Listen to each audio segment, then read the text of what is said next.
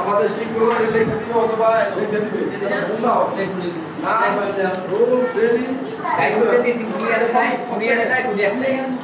কিন্তু আমরা দেখছি সাথে দেখা সম্ভব।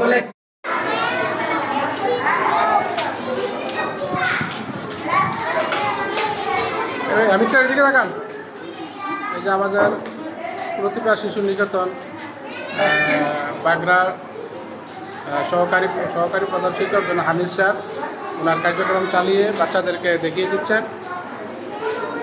কোমলমতি শিশুরা বৃত্তি পরীক্ষা দিচ্ছেন।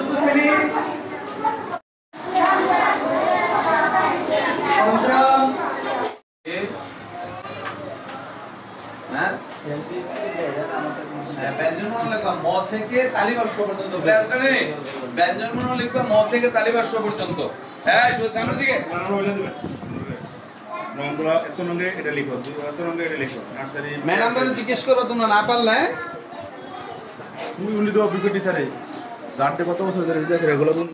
আচ্ছা, এই মুহূর্তে আমাদের সামনে উপস্থিত আছেন এবং কিছু বলার জন্য বাংলাদেশ নজরুল কিন্ডারগার্টেন অ্যাসোসিয়েশনের সম্মানিত সাধারণ সম্পাদক কিছু বলবেন। আসসালামু আলাইকুম ওয়া রাহমাতুল্লাহি ওয়া বারাকাতুহু।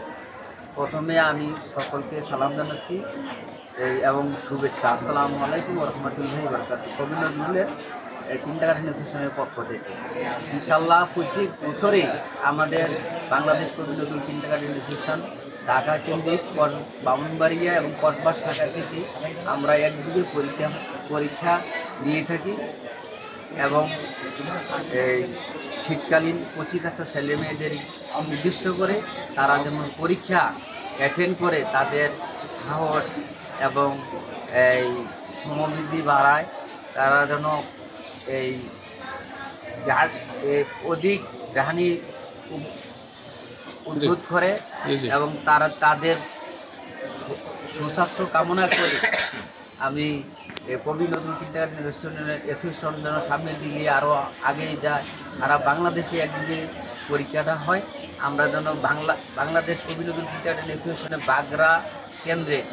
বাগড়া কেন্দ্রের পক্ষ থেকে আমি সকলকে জানাচ্ছি শুভেচ্ছা। আসসালামু আলাইকুম ওয়া রাহমাতুল্লাহি ওয়া বারাকাতুহু।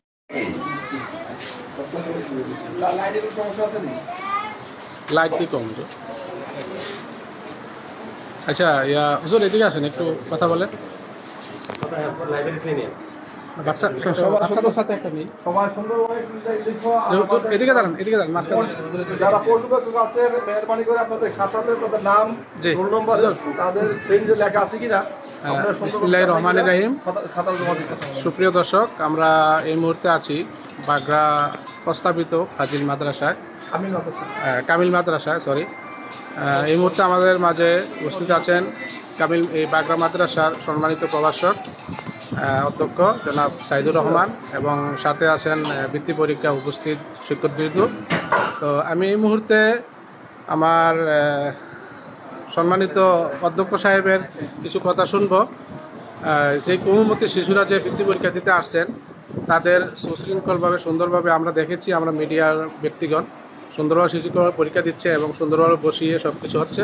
তো আমি আমার বাগড়া গ্রামের যে কামিল মাদ্রাসা আছেন, প্রস্তাবিত কামিল মাদ্রাসা, ওনার অধ্যক্ষ সাইদুর রহমান সাহেবের কিছু বক্তব্য শুনতে চাচ্ছি।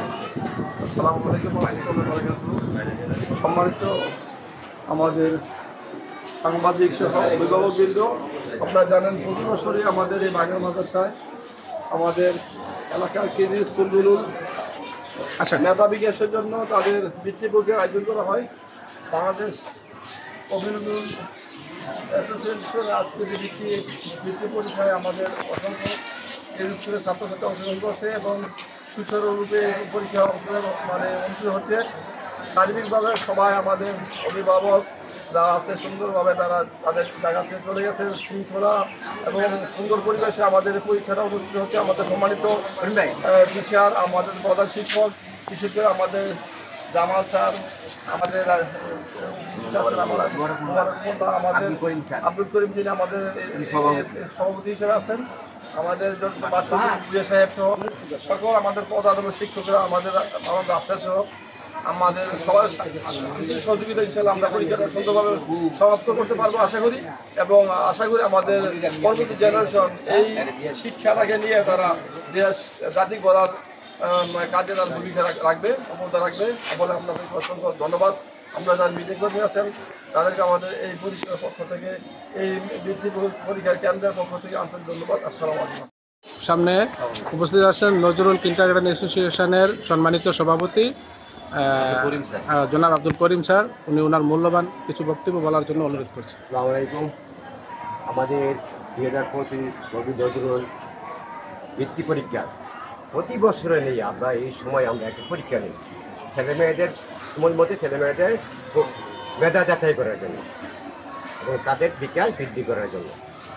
তো আমাদের যে পরীক্ষাটা আমাদের এখানে প্রত্যেক স্কুলের প্রধান শিক্ষক আছে, আবার এখানে কেন্দ্র সচিব আছে, জি, আবার সহকারী কেন্দ্র সচিব আছে। সবার সমন্বয়ে আমাদের পরীক্ষাটা প্রতি বছরই সুন্দরভাবে হইতেছে। জি জি জি আমরা দেখেছি ইনশাআল্লাহ খুব সুন্দরভাবে পরীক্ষা পরিচালিত হচ্ছে। এবং আমি সবার কাছে সব স্কুলের পক্ষ থেকে আমি সবার কাছে দোয়া চাই, যারা শিক্ষক আছি তারা যেন বাচ্চা কাচ্চাদের আমার মেধা বৃদ্ধি করে দিতে পারি। সবার কাছে আমি দোয়া পাচ্ছি এবং ভবিষ্যতে যারা এভাবে পরীক্ষাটা চালু থাকে ইনশাআল্লাহ হয়তো আমরা হয়তো থাকবো না, পরবর্তী জেনারেশনে পরীক্ষাটা সুন্দরভাবে চলবে। কেন্দ্রে এই বাংলাদেশ কবি নজরুল যে বৃত্তি পরীক্ষা শুরু হয়েছে। আমরা বিগত এই সেন্টারটা দুইটা ভাগেই ছিল বড় বড়, তো ওইখানে বাইক কলেজে জায়গা হয় না বিদায় আমরা বাংলা মাদ্রাসায় স্থানান্তর করেছি। আমাদের কেন্দ্রে আরেকটা শশীদোলা আছে, তো আমাদের কসবা আছে, শশীদোলা আছে, আমরা বাংলা আছে, সারা বাংলা।